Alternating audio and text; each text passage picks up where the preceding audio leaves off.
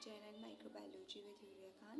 So in my previous lecture we were discussed about the lecture number 2 and primary data collection. Now today we will discuss about how you can collect data and collection of data. Okay, so let me start. Collection of data. Collection of primary data means अब इस data में हम जो है दो तरह के होते हैं कि आप जो डेटा को कलेक्ट कर रहे हैं वो डायरेक्ट और इनडायरेक्ट दोनों तरह से कर सकते हैं। अगर हम डायरेक्ट करेंगे, डायरेक्ट पर्सन इन्वेस्टिगेशन करेंगे तो इट्स मीन कि डायरेक्ट हम किस तरह से कि हम खुद से कोई भी डेटा को कलेक्ट कर रहे हैं। The investigator tries to get the direct information regarding the research. Example, direct microscopy visualization acid fast bacilli in tuberculosis। अब डायरेक्ट हमने क्या किया कि हमने डायरेक्टली माइक्रोस्कोपी की और जो हमें बैक्टीरिया देखना था वह हमने देखा। तो ये हमारी डायरेक्ट यानी कि हमारी पर्सनल इन्वेस्टिगेशन होगी जो हमने खुद से ऐसा किया, ठीक है, किसी भी रिसर्च वर्क करने के लिए। अब इनडायरेक्ट कौन सी हो सकती है? The investigator tries to get the information through indirect way. अब इनडायरेक्ट वे किस तरह से हो सकता है? CSF protein concentration increasing in meningitis. अब ये हमने इनडायरेक्ट वे में की, मीन्स हमने कुछ भी करके देखा नहीं बल्कि हमने इनडायरेक्टली कह दिया कि भाई ऐसा हो सकता है। हमने पर्सनली मतलब इनडायरेक्ट पर्सनल इन्वेस्टिगेशन वो होती है कि हम जो है किसी भी जो इन्वेस्टिगेटर है वो इन्फॉर्मेशन दे रहा है इनडायरेक्ट वे में अपनी जो है रिसर्च के थ्रू। डायरेक्ट क्या, मैंने भाई देख के बता दिया कि भाई एसिड फास्ट बैक्टीरिया है, वो डायरेक्ट हो गई। लेकिन मैंने इनडायरेक्ट में बताया कि भाई जो CSF की प्रोटीन की कंसंट्रेशन है वो बढ़ रही है, ठीक है, मेनिंजाइटिस में। अब ऐसा क्यों हो रहा है ये वजह मैंने नहीं बताई है, तो मैंने इनडायरेक्ट इन्वेस्टिगेशन की खुद है लेकिन इनडायरेक्ट वे में, तो ये इनडायरेक्ट हो जाती है, ठीक है। उसके बाद आता है हमारा collection of data using questionnaire. अब क्वेश्चनियर मीन्स कि हम जो है अपने डेटा को कलेक्ट कर सकते हैं एज अ क्वेश्चन पेपर। अब देखें यहाँ पर मैंने स्लाइड्स में क्या मेंशन किया है? The investigator set up a set of questions to get the information regarding the research. अब ये दो तरह के क्वेश्चंस आप बना सकते हैं, एक ओपन एंडेड क्वेश्चन और दूसरा क्लोज एंडेड क्वेश्चन। अब जो ओपन एंडेड क्वेश्चंस होंगे वो कौन से क्वेश्चंस होंगे? The information the informant is asked give information through an open question. How do you feel when you take anti allergic compound? It's mean देखिए जो informant है, इन्फॉर्मेंट मतलब कि जो इन्फॉर्मेशन कलेक्ट कर रहा है वो खुद से पूछेगा, मतलब कि ओपन क्वेश्चन के थ्रू। किस तरह से पूछेगा कि भाई आप कैसा फील कर रहे हैं जब आप कोई भी एंटी एलर्जिक कंपाउंड लेते हैं तो आप कैसा फील करते हैं। ये एक क्या हो गया, ये ओपन क्वेश्चन हो गया। अब क्लोज क्वेश्चन वो होता है जो हम डायरेक्टली पूछ रहे हैं, मीन्स कि हमने बस यस और नो में आंसर करना है। और ओपन क्वेश्चन यानी थोड़ी हम उससे डिटेल मांग रहे हैं कि भाई आप बताएं कि आप कैसा फील कर रहे हैं, तो वो ओपन एंडेड क्वेश्चन कहलाते हैं। और क्लोज एंडेड क्वेश्चन वो क्वेश्चन होते हैं जो हम यस और नो में आंसर मानते हैं कि जो इन्फॉर्मेंट है यानी कि जो पूछ रहा है इंसान तो वो क्या चाहता है, यस और नो में, बस ज़्यादा बात नहीं, बस यस और नो में आप जो है आंसर करें। तो सेकंड में क्या है क्लोज एंडेड क्वेश्चंस में? Do you feel drowsiness when you take anti allergic compound? क्या तुम थका थका फील करती हो जब आप एंटी एलर्जिक कोई भी कंपाउंड लेते हैं, ठीक है। तो यस और नो में आपको आंसर देना, ये हो गया क्लोज्ड। उसके बाद आता है हमारा collection of data using questionnaire in charge of enumerators. अब इन्यूमिनेटर्स क्या होते हैं, यानी कि a guide is sent to the informant along with questionnaires that has him provide the information without difficulty. अब जो गाइड कर रहा है यानी कि जो भी डेटा सेंड कर रहा है इंफॉर्मेंट, यानी कि जो डेटा कलेक्ट कर रहा है, जो कि रिसर्च कर रहा है, वो किसके साथ? क्वेश्चनियर के साथ क्वेश्चन पेपर की हेल्प से जो है वो इंफॉर्मेशन को प्रोवाइड करेगा बिना किसी डिफ़िकल्टी के। मतलब कि उसने पहले से एक रिसर्च कर ली है, सबका डेटा ले लिया है, उसके बाद अब जाहिर सी बात है उसको कोई मुश्किल नहीं है अपने डेटा को रिप्रेजेंट करने में, तो वो क्या कहलाएगा? इन्यूमेटर्स कहलाएगा। इन्यूमिनेटर्स क्या मीन्स कि जो आप पहले से ही अपना जो एक प्रोसेस है वो कंप्लीट कर चुके हैं, अब सिर्फ आपको वो रिप्रेजेंट करना है, ठीक है। तो वो एक इस तरह से होता है। फिर collection of data through local reports. Local reports कौन सी होती हैं? वो रिपोर्ट जो आप खुद से तैयार कर रहे हैं, ठीक है, वो रिपोर्ट जो आपने खुद से प्रिपेयर की, अपने रिसर्च वर्क किया, अपने हिसाब से डेटा को कलेक्ट किया, और वो आपकी लोकल रिपोर्ट कहलाएगी। और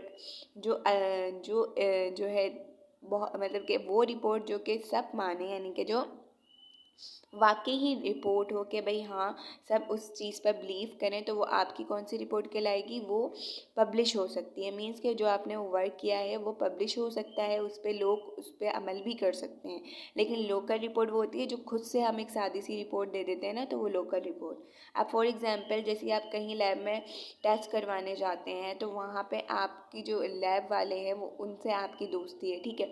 अब वहाँ पर आप टेस्टिंग करते हैं, आपको ऐसी उन्होंने जो है कोई भी ब्लड वगैरह की रिपोर्ट, कोई मतलब कि पूरी रिप्रेजेंटेशन से नहीं, बस मशीन से ब्लड सीपी की, यानी कि जो है वो कंप्लीट ब्लड रिपोर्ट आपकी की, और जो है आपको इसी तरह से दे दी, मतलब एक लोकल वे में दे दी। कोई मतलब आप उस पर कोई अपनी लैब का टैग नहीं लगाया, कोई कोई उसकी नॉर्मल वैल्यूज़ के साथ नहीं रिप्रेजेंट किया, तो वो लोकल रिपोर्ट कहलाएगी।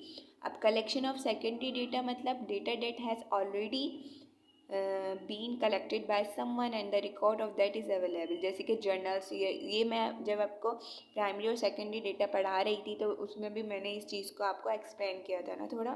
तो मतलब कि अगर आप किसी भी जर्नल वगैरह से आपने एक रिकॉर्ड ले कि भाई जैसे कोरोना वायरस में पहले इतनी तादाद थी, तो उसके बेस पे आपने लेकर बता दिया, तो आपको थोड़ी मुश्किल नहीं हुई कि आप जो डेटा कलेक्ट करेंगे उसके अकॉर्डिंग करेंगे। लेकिन जो आप स्टार्टिंग से करते हैं वो प्राइमरी डेटा, लेकिन आप किसी चीज़ की हेल्प लेके कर रहे हैं तो वो क्या कहलाएगा, वो सेकेंडरी डेटा कहलाता है। तो इसमें थोड़ा सा डिफरेंस है, थोड़ा फ़र्क है। तो अब वो ही चीज़ थोड़ी डिस्क्रिप्शन में दे दी है कि for his her on purposes the researcher can describe the same data using different descriptive method.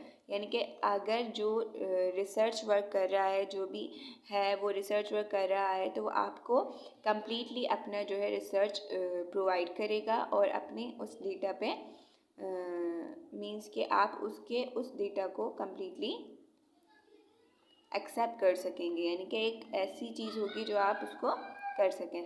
अब क्लासिफिकेशन ऑफ डेटा में क्या आ जाता है, क्लासीफाई ये दोनों तरह से किया जाता है। मतलब classification of data, that data is classify based on the nature of variables.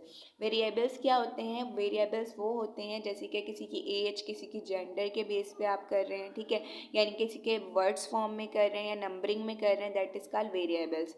तो वेरिएबल्स की डेफिनेशन भी यहाँ देखते हैं हम, any sort of information that can vary from one value to another or form an attribute quality to another। Means वही बात के वेरिएबल्स क्या हैं कि आप किसी भी एक चीज़ को लेकर उसके बेस पे हर चीज़ को एक्सप्लेन कर रहे हैं या फिर बता रहे हैं। अब ये दो तरह के वेरिएबल्स होते हैं, एक होता है क्वालिटेटिव, दूसरा होता है क्वांटिटेटिव। क्वालिटी से ही पता चल रहा है, हम किसी चीज़ की क्वालिटी पता कर रहे हैं। जैसे कि अगर हम ह्यूमन बींग्स में देखें तो वो दो तरह के होते हैं, एक गर्ल एक बॉय। तो यानी कि जेंडर डिफरेंस उनका आ जाता है, तो उनकी क्वालिटी है कि भाई वो गर्ल है वो बॉय है, वो उसकी क्वालिटी है। जैसे कि कोई अच्छा इंसान होता है, कोई बुरा इंसान होता है, तो बैड पर्सन गुड पर्सन ये भी क्वालिटी में आ जाएगा। तो ये क्वालिटी वेरिएबल कौन से होते हैं, जैसे कि जेंडर की बेस पे आप किसी को डिफ्रेंशिएट कर रहे हैं, किसी स्पीशीज़ की बेस पे उसको डिफ्रेंशिएट कर रहे हैं, ठीक है। तो अब क्वांटिटेटिव वेरिएबल्स में आ जाते हैं, एज आ जाती है, हाइट आ जाती है, लेंथ ऑफ डीएनए, यानी कि ये सब कौन सी, ये क्वांटिटी, भाई इतनी क्वांटिटी में इसकी एज है तो उसको हम क्वांटिटी कहेंगे। हाइट यानी कि इतनी क्वांटिटी में ये बड़ा है छोटा है। अब डीएनए की लेंथ यानी कि उसकी लेंथ इतनी क्वांटिटी में बड़ी है और छोटी है, तो ये क्वांटिटी आ जाती है। फिर उसकी क्लासिफिकेशन देखें, क्लासिफिकेशन अगर हम क्वांटिटी के बेस में करते हैं तो किस तरह कर रहे हैं, raw data regarding the size of plasmid DNA, KBP ये इसका यूनिट है जिसको डीएनए की लेंथ हम मेजर करते हैं, found in 20 different bacteria isolate. अगर हमने 20 बैक्टीरिया डिफरेंट बैक्टीरिया को आइसोलेट किया है, अब हम किस तरह से उसकी क्वांटिटी के बेस पे कर सकते हैं ना। तो आप इस तरह से देखें, ये नंबरिंग दी हुई है, तो इस नंबरिंग की फॉर्म में आप कर सकते हैं कि किसी का 3 होगा, 5 होगा, 2 होगा, 8, 6, 1। तो इस तरह की इस बेस पे हम इसको रिकग्नाइज़ करेंगे ना। तो रिकग्नाइज़ करने के बाद फिर हम उसका फाइनल उसकी जो है उसके रिज़ल्ट पर आएंगे। अब ये 3 तरह के देखें होते हैं, एक series of individual observation, discrete series और कंटिन्यूस सीरीज़। तीन तरह के आप तीन फॉर्म में डेटा को कलेक्ट कर सकते हैं, सीरीज, इंडिविजुअल ऑब्जर्वेशन, डिस्क्रिएट और कंटिन्यूस। अब ये तीन तरह के कैसे होते हैं, अब देखें अगर आप इंडिविजुअल की बात करते हैं तो उसमें इस तरह से प्लाज्मिड का साइज़ आ जाता है, जैसे कि अगर फॉर एग्जांपल कितने हैं नंबर प्लाज्मिड के, यहाँ पे मैं थोड़ा नीचे करके 20 है, ठीक है। अब हर प्लाज्मिड का अपना अपना अपना साइज़ है, तो ये इंडिविजुअली हो गया, ठीक है। अब डिस्क्रिएट में हम क्या बात करते हैं, फ्रीक्वेंसी की बात करते हैं कि उसकी फ्रीक्वेंसी कितनी है, ऑब्जर्वेशन दूसरी फ्रीक्वेंसी, ये वाला जो है ये ऑब्जर्वेशन होगी, ठीक है, और ये वाली जो है इसकी फ्रीक्वेंसी होगी। ऑब्जर्वेशन 9 थे, अब इनकी फ्रीक्वेंसी फर्स्ट की 1 आई, दूसरे की 3, तीसरे की 2, तो ये इनकी फ्रीक्वेंसी को फिर हम इसको टोटल करेंगे।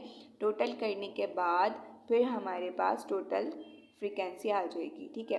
तो उसमें हम जिसमें फ्रीक्वेंसी हो आप इस तरह से निशान लगा सकते हैं कि इंडिविजुअल वो है कि जो कि आप एक ही उसमें उसका बता रहे हैं, लेकिन जिस डेटा में आपको फ्रीक्वेंसी भी प्रोवाइड की हुई हो इट्स मीन के वो आपकी डिस्क्रीट सीरीज़ है। कंटिन्यूस सीरीज़ से आपको पता चलेगा कंटिन्यूस एक चीज़ जो कंटिन्यूसली चल रही है ना।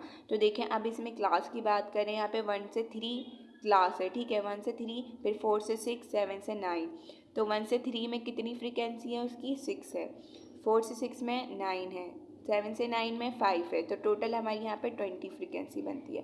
तो कंटिन्यूस सीरीज़ में एक चीज़ कंटिन्यूसली आप उसको कलेक्ट करते जाते हैं। तो अगर हम इसमें मेन डिफरेंशिएट देखें डिस्क्रीट और कंटिन्यूस में, तो डिस्क्रीट में आपको क्या दिया हुआ होता है, नीचे ऑब्जर्वेशन दी हुई होती है, ठीक है, जो आपने ऑब्जर्व किया है उसी की आप फ्रीक्वेंसी मालूम कर रहे होते हैं या फिर टोटल बता रहे होते हैं। लेकिन आपको कंटिन्यूस में एक पूरी क्लास बना के दी गई होती है जिस पर आप अपना वर्क परफॉर्म कर रहे होते हैं। तो इस तरह से ये डेटा की कुछ टाइप्स हैं। अब वन बाय वन मैं अपनी नेक्स्ट वीडियोस में इसको डिस्कस करूँगी कि what is individual series, what is discrete series and how you can differentiate between three these series, individual, discrete and continuous. Okay, so इंशाल्लाह हम जो है इसको अपनी नेक्स्ट वीडियोस में वन बाय वन करके डिस्कस करते रहेंगे। तो डिफरेंट जो है इस तरह से हमारे लेक्चर्स होंगे और उनको हम इस तरह से कुछ सीरीज़ में एक्सप्लेन करते जाएंगे। तो अब इंशाल्लाह we will meet again in my next video. Thanks for watching. If you like my video, please hit the like button, subscribe my channel. Thank you. Allah Hafiz.